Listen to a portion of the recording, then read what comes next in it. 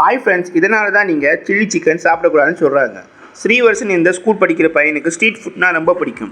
Daily அவன் school முடிச்சுட்டு வீட்டுக்கு போகும்போது ஏதாவது ஒரு ஸ்ட்ரீட் ஃபுட் சாப்பிட்டு தான் வீட்டுக்கு போவேன். அப்படி ஒரு நாள் ஸ்கூல் முடிச்சுட்டு வீட்டுக்கு போகும்போது ரோட் சைடில் இருக்க சிக்கன் சாப்பிட்டுட்டு வீட்டுக்கு போயிருக்கேன். வீட்டுக்கு போன கொஞ்சம் நேரத்துலேயே ரொம்ப பயங்கரமான வயிற்று வலி, நெஞ்சு எரிச்சல், மயக்கம் வந்து இருக்குது. அதனால் அவன் அம்மா உடனே அவனை ஹாஸ்பிட்டலுக்கு கூட்டி போயிருக்காங்க. அங்கே அவனை செக் பண்ண டாக்டர் தொண்டையிலிருந்து குடல் வரைக்கும் முழுசாக வந்து போயிருக்குன்னு தெரிய வருது. இதை பார்த்து ஷாக்கான டாக்டருக்கு ஆசிட்டை முழுசாக குடித்தா மட்டும்தான் இப்படி வரும்.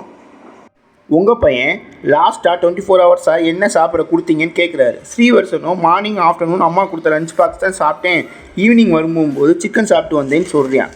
ஒருவேளை அந்த சிக்கனில் தான் ஏதாவது சந்தேகமாக இருக்குன்னு நினைக்கிற டாக்டர், அந்த டாக்டரோட டீம் வந்து அந்த ஸ்ட்ரீட் ஃபுட் கடைக்கு போய் அந்த சிக்கன் மாதிரி சேமித்து லேப் டெஸ்ட்டுக்கு அனுப்பியிருக்காங்க.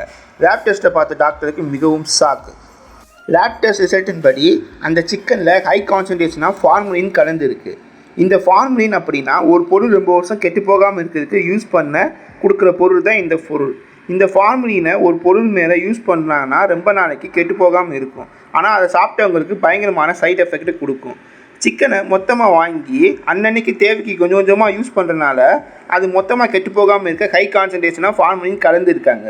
அதை சாப்பிட்டனால தான் ஸ்ரீவர்ஷனுக்கு சிவியரான ஹெல்த் இஷ்யூ வந்திருக்கு. உங்களோட street food, chicken pakoda, panipuri, காளான்லாம் சாப்பிடாதீங்க நான் சொல்ல வரல. ஆனால் நல்ல கடையில் சுத்தமாக இருக்கிறத சாப்பிட்டு உங்கள் உடம்பு ஆரோக்கியத்தை நல்லபடியாக பேணிக்கோங்க ஃப்ரெண்ட்ஸ். இந்த வீடியோ உங்களுக்கு பிடிச்சிருந்தால் மறக்காமல் சப்ஸ்கிரைப் பண்ணுங்கள். அது மட்டும் இல்லாமல் உங்கள் ஸ்ட்ரீட் ஃபுட் ஃப்ரெண்ட்ஸுக்கு இந்த வீடியோவை மறக்காமல் டேக் பண்ணுங்கள் ஃப்ரெண்ட்ஸ்.